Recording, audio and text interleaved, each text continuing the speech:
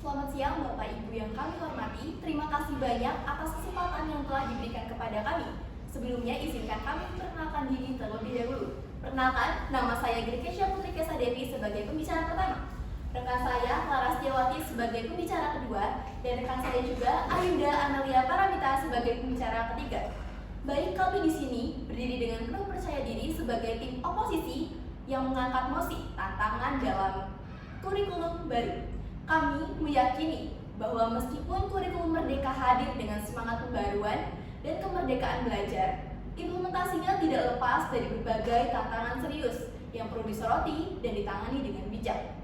Dalam kesempatan ini, saya akan membuka argumen kami dengan menyoroti 3 tantangan utama.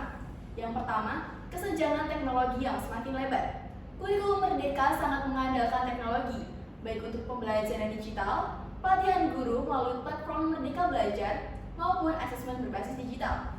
Namun, tidak semua sekolah memiliki akses internet stabil, komputer, atau bakal listrik. Sekolah di daerah 3T tertinggal, terdepan, dan terluar akan tertinggal jauh. Sementara sekolah di kota besar melaju dengan cepat. Ini menciptakan jurang baru dalam kualitas pendidikan nasional, yang justru bertentangan dengan semangat pemerataan dalam pendidikan. Selanjutnya, yang kedua, implementasi kurikulum merdeka masih minim pendampingan yang berkelanjutan. Banyak guru hanya menerima sosialisasi satu arah tanpa adanya pelatihan praktik yang memadai. Selain itu, tidak semua daerah mendapatkan akses yang sama terhadap pelatihan daring atau luring. Akibatnya, guru merasa bingung, tidak percaya diri, dan terbebani dalam menjalankan kurikulum. Alih-alih mereka merasa merdeka dalam belajar, mereka justru merasa ditinggalkan dan kesulitan menyesuaikan diri dengan perubahan. Yang terakhir, yang ketiga, banyak sekolah di daerah 3T masih kekurangan fasilitas dasar seperti bangunan sekolah yang layak, ruang kelas yang cukup, perpustakaan, sanitasi yang memadai, serta akses terhadap bahan ajar fisik seperti buku dan modul. Kondisi ini menghambat pelaksanaan pembelajaran berbasis proyek yang membutuhkan ruang, alat, dan sumber belajar yang bervariasi. Keterbatasan ini membuat guru kesulitan menciptakan pengalaman belajar yang aktif dan kontekstual sesuai semangat kurikulum merdeka. Sekian pemaparan singkat dari saya. Untuk argumen akan dilanjutkan oleh Clara Setiawati sebagai pembicara kedua. Izinkan saya mengungkapkan argumen dari kami. Tujuan kurikulum merdeka yang memberikan fleksibilitas kepada guru untuk memilih metode pembelajaran yang sesuai dengan kebutuhan siswa, namun pada nyatanya dituntut untuk mengaplikasikan menggunakan teknologi. Peraturan Pemerintah Nomor 19 Tahun 2005 tentang Standar Nasional Pendidikan bertujuan untuk menjamin kualitas pendidikan di seluruh wilayah Indonesia. Namun, yang pertama, pemerataan infrastruktur di Indonesia yang kurang merata. Wilayah 3T tertinggal, terdepan, dan terluar. Di Indonesia, wilayah mengalami kasus serupa terjadi di perbatasan Entikong, Sanggau, Kalimantan Barat, dan pulau-pulau kecil di wilayah Kepulauan Riau. Akses transportasi, listrik, dan koneksi internet yang buruk menjadikan sulit meratanya kualitas pendidikan.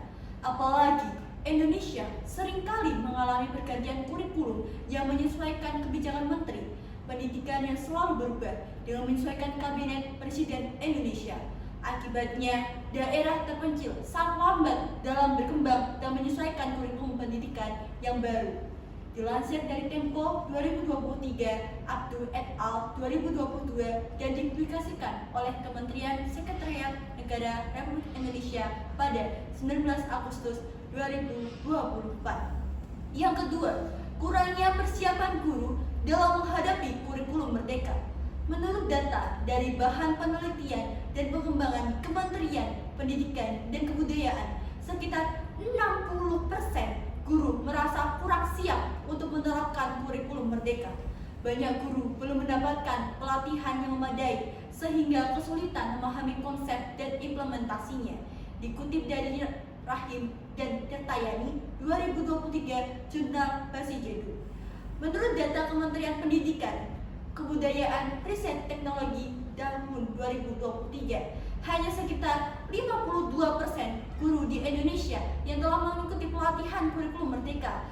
Hal ini menunjukkan bahwa hampir separuh total guru belum mendapatkan pelatihan yang memadai untuk mengimplementasikan kurikulum kurikulum ini secara efektif. Berikutnya akan dilanjutkan oleh pembicara ketiga.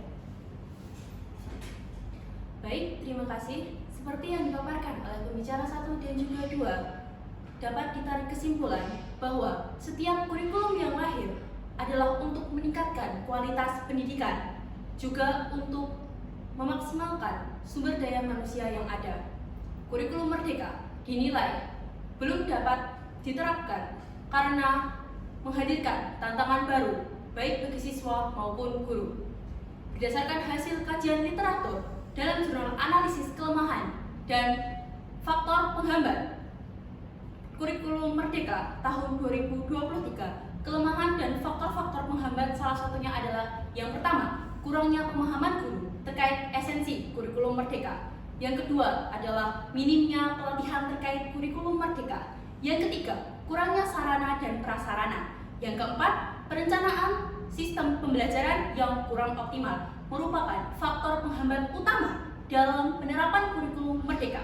Maka dari itu, perlu dilakukan analisis dan evaluasi kurikulum Merdeka sehingga ditemukan solusi dan tindakan yang dapat mengatasi kelemahan dan faktor-faktor penghambat sehingga diharapkan penerapan kurikulum Merdeka dapat berjalan dengan baik. Dikutip dari Jurnal Evaluasi dan Kritik terhadap Pelaksanaan Kurikulum Merdeka, Perspektif Guru, Siswa, dan Pengelola Pendidikan oleh Afikul Adib menyatakan bahwa pelaksanaan kurikulum Merdeka menghadapi berbagai tantangan yang signifikan. Implementasi yang terlalu mendadak menyebabkan ketidaksiapan di kalangan guru. Selain itu, kesalahpahaman terhadap konsep P5 sendiri telah menyebabkan beban ekonomi pada siswa, terutama bagi siswa yang berasal dari keluarga dengan keterbatasan finansial. Hal ini mengindikasikan perlunya dukungan dan juga panduan yang lebih jelas yang memadai agar konsep P5 dapat diterapkan sesuai dengan prinsip inklusivitas. Selain itu, beban administrasi yang berat yang harus dipikul oleh guru menghambat upaya untuk benar-benar berfokus pada inovasi dan kreativitas dalam pengajaran. Secara keseluruhan, untuk mewujudkan, secara keseluruhan untuk mewujudkan tujuan kurikulum Merdeka, diperlukan langkah-langkah strategis yang lebih terencana, termasuk pelatihan yang lebih baik bagi guru, penyediaan sumber daya yang memadai, serta penyesuaian beban kerja administratif. Dengan demikian, kurikulum Merdeka dapat benar-benar menjadi alat untuk menciptakan sistem pendidikan yang lebih inklusif, adil, dan mampu membekali generasi muda Indonesia dengan keterampilan dan pengetahuan yang relevan untuk masa depan. Sekian dari kami. Terima kasih.